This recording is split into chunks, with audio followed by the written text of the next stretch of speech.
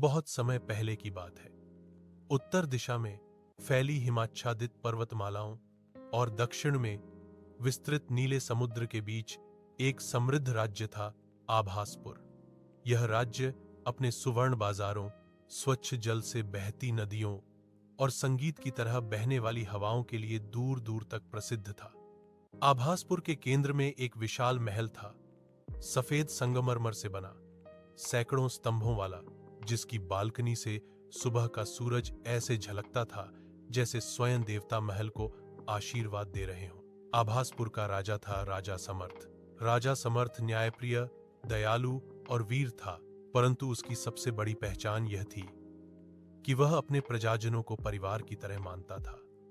वह रोज दरबार में सबसे पहले गरीबों की फरियाद सुनता और आखिर में सैनिकों का हाल पूछता।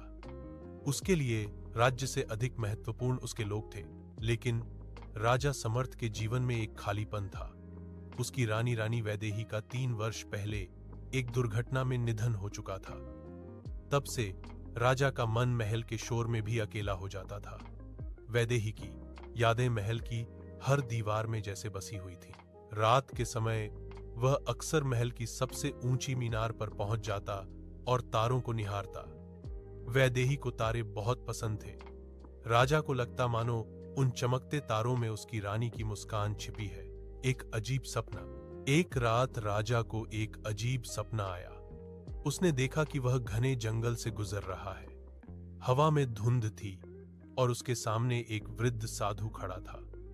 साधु ने हाथ उठाकर कहा, राजन, समय तुम्हें परीक्षा के मार्ग पर बुला रहा है।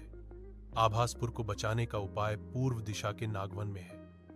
वहां तुम्हें वह मिलेगा जिसकी तुम्हें प्रतीक्षा है। राजा ने चौंक कर पूछा, नागवन?